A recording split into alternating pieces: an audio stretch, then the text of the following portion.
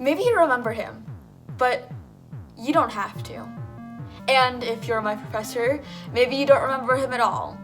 I can't tell, I don't know if you're quite the right age range. His name was the Nostalgia Critic, and he is the very reason why I became a film major. If you don't know the Nostalgia Critic, aka Doug Walker, he's a reviewer of movies on YouTube. Maybe you've heard his review of Pink Floyd's The Wall. But we're here today to talk about his film To Boldly Flee, and the paratexts that surround it. What are paratexts? Well, it's what surrounds a given text, like forwards in a book or trailers in a movie. In this case, we're talking about To Boldly Flee's paratexts, so don't expect me to talk about Bayless standing in the background half dead, or how bad all the special effects are. This is a school project, so I'm going to start with the thesis statement. To Boldly Flee's paratexts indicate a sci-fi movie with comedy elements, mostly by ripping off better sci-fi movies, rather than only evoking conventions of the genre. So, let's start with... I think if you don't know, you should know that To Boldly Flee thrives off copying other, much better works. This movie steals characters like Matisse from Captain Planet, Darth Vader, and General Zod. Even the name of the film is allegedly based on a Star Trek quote. Here's a recurring theme that I'm going to establish now. Picasso said that bad artists copy, good artists steal. And Doug Walker is one of the worst artists this world has ever seen. The poster uses a lot of iconography to show that this is a sci-fi movie. The color scheme is a bright, saturated pinkish purple, not necessarily a sci-fi color, but it shows that it's not going to be a noir or anything. What makes it more sci-fi are the stars in the background, signaling that this is space, air quote sci-fi. The font is sans serif, which is usually more for modern or less serious movies. The font color is supposed to read as silver, and metallic colors make someone think of technology. Yeah, metal has existed for like a while, but if the graphic designer wanted to evoke something older, they probably would have made it look like paper instead of metal. The color schemes and the font choices are what really pushes the sci-fi aesthetic that To Boldly Flee goes for, even though we know how low budget and bad it's going to be. Plus, there's a flying house in space, so if that doesn't scream sci-fi, I'm not sure what will. If you're unfamiliar with To Boldly Flee, you're going to ask why there's so many people on the cover. To Boldly Flee is the final chapter in what its production studio, Channel Awesome, calls the anniversary movies. Okay, lore-dump time, because you're going to have to know who Channel Awesome is as well. Channel Awesome is the production studio behind the Nostalgia Critic and a bunch of other reviewers, some of which you'll get to know soon. On the anniversary of the site coming together for like 4 years, all the reviewers that worked with the company did an entire movie together. You don't need to know these movies. You don't need to watch these movies. You don't want to watch these movies. What you do want to know is that these reviewers are the cast in the poster.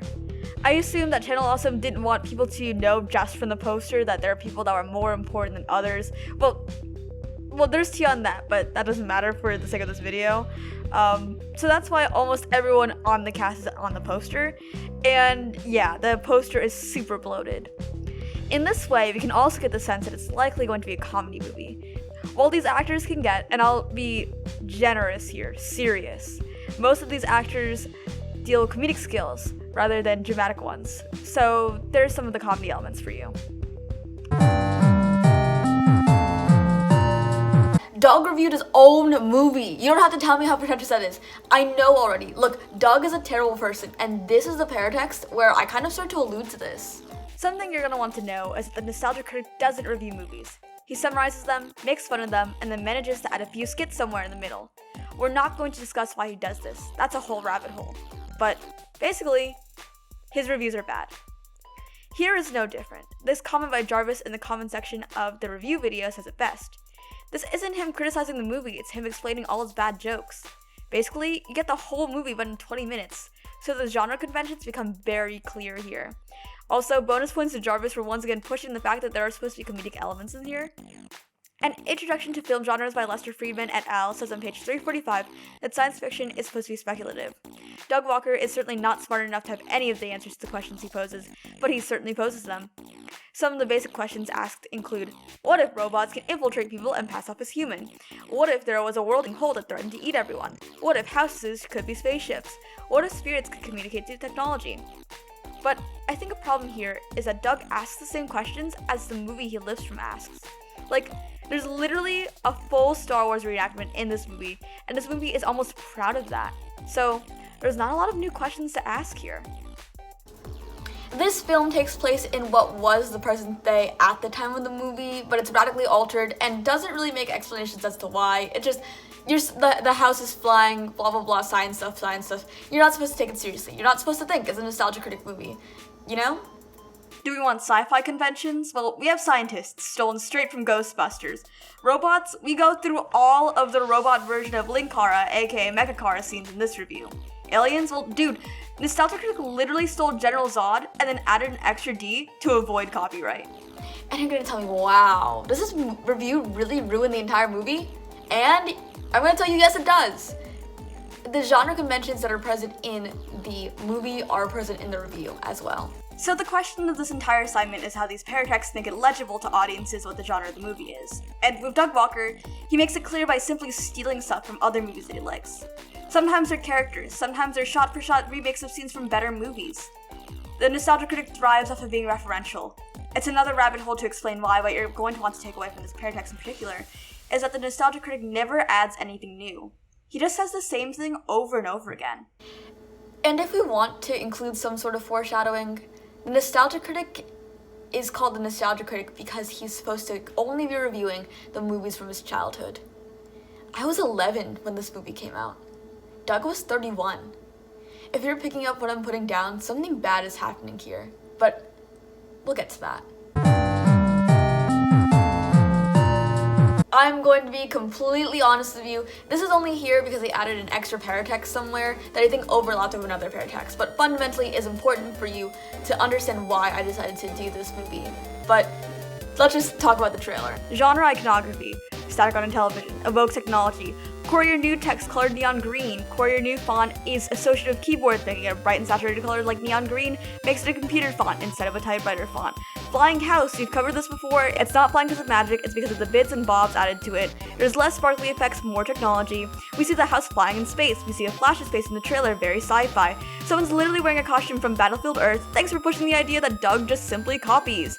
We see a person in the background of Spock ears. A scene is literally stolen from Star Wars. Someone's eye flashes with red light, very cyborg. A 7 of 9 costume, we'll get to the tea on that later. Space car chases, we even get a flash of the Death Star. We don't get like a lot of genre conventions plot-wise other than like the robot and the alien characters, because this is just the trailer, they're not really going to talk about the plot, but the iconography is clear, it's sci-fi.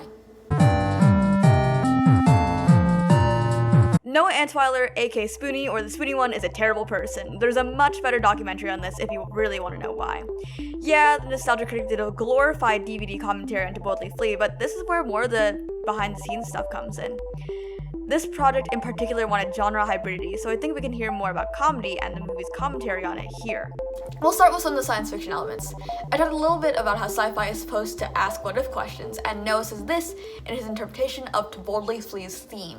That's a major theme of this film is, what are we going to do when the bottom falls out of this? Because nothing lasts forever. And it's not as sci-fi as the other questions asked, but it's very, very speculative.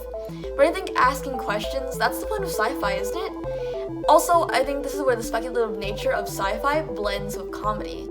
Noah says about Doug. He's going into a really uncharted territory by ending his most successful character. That is almost unheard of, but I think he's really trying to... He's going out on top. You know, he's... Instead of riding the gimmick into the ground, which I think actually he would say he's done, he wants to move on. He doesn't want to be known for that character for all time. He thinks, and he does have better stuff in him.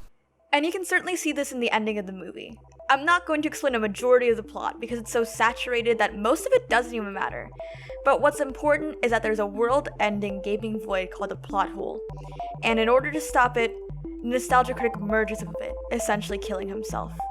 So, what if artists simply stop while they were ahead? What happens when it's time to move on? The answer, in the case of Doug Walker, is not very good, but it's still very sci-fi to ask. I think the funniest thing about this is that the book An Introduction to Film Genres also says that sci-fi deals with cultural and technological shifts in daily life, and the film actually does. An entire subplot of the movie involves people who are anti-movie reviewer or pro-big movie company wanting to use copyright laws so that the protagonist, once again, all movie reviewers on the internet cannot make movies anymore. And honestly, this is actually a problem for these types of people. Movie reviews fall under fair use, meaning that creators can use copyrighted clips in their videos to support their claims. But on YouTube, these videos sometimes get taken down anyway. In fact, that's why Channel Awesome was created in the first place. It's interesting to see how To Boldly Flee actually does somewhat take up questions about technology and how to use it, but it's just so heavy-handed. And while we're on the topic of the book film genre, I think that the movie is very indicative of slapstick comedy just in its premise, and you can see this in all the paratexts. Nostalgia Critic loves his slapstick, and his screaming makes up like 90% of his comedy. But I think what says it to me most is that the book says in a chapter about slapstick comedy that the protagonists are not meant to conform to society, the book even calling the protagonists unromantic or just straight up strange.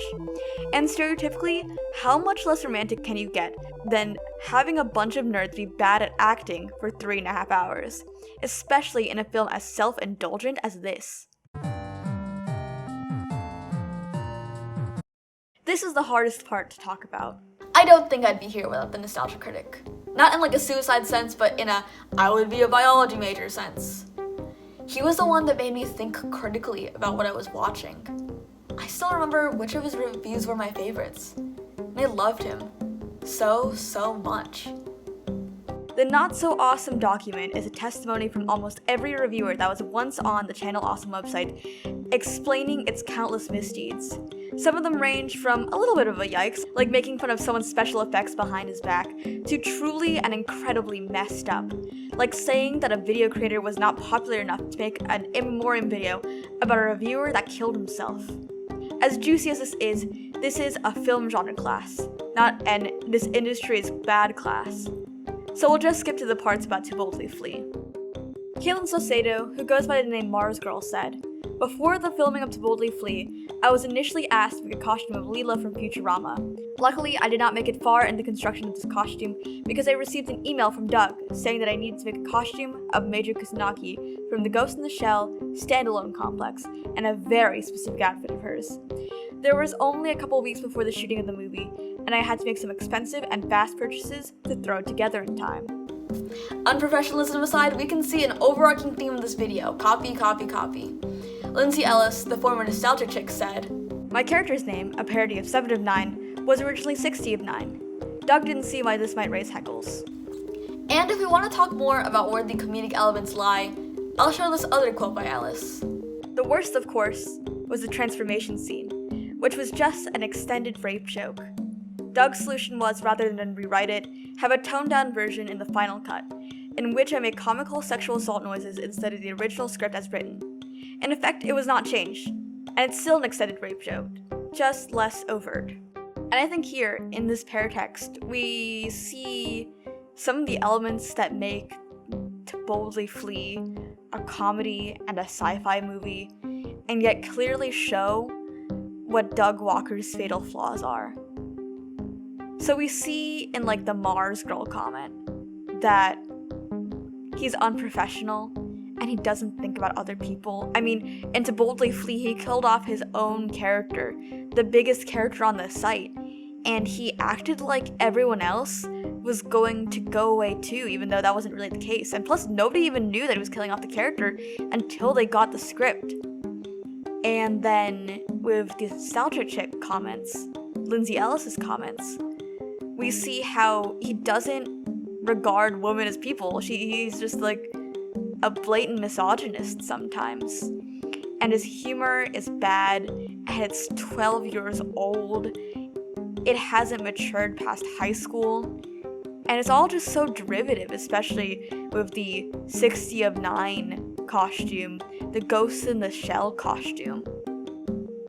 And I think, honestly, with the way that Doug copies and copies, we can see through these paratexts that To Boldly Flee isn't really a comedy or a sci-fi movie. It's a hollow shell of one. So, yeah. The prompt for this video is to talk about a movie and explain how its paratext tells the audience the kind of movie it is, or to have them to watch the actual movie, how genre conventions were evoked to make this movie more legible to audiences, and hopefully, you can see it now. Doug doesn't make, he copies, and when he makes, it's an ego-infested blight that is a rot on everyone who works on it. Most of the sci-fi elements that the Paratext allude to are blatant ripoffs of other, better, more creative, more confidently made movies. The comedic elements are slapstick, but it's only slapstick in nature because of how society unconventional everyone in the cast is.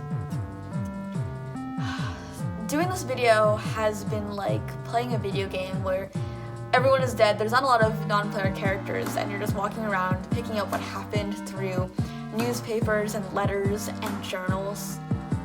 You don't get the actual events, you just get to see how people talked about the events.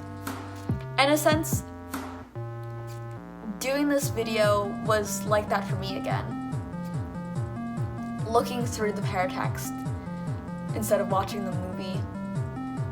Looking through what was said about the movie and then piecing together the mess it became from there. The mess that Doug became is better explained in his later works, but this video is not about that. This video is about the Paratext and how it makes up to form the text behind it. This video is about me looking at the Paratext and trying to decipher the text behind it. And in a sense, this is how I'm remembering the Nostalgia Critic, but I don't want to.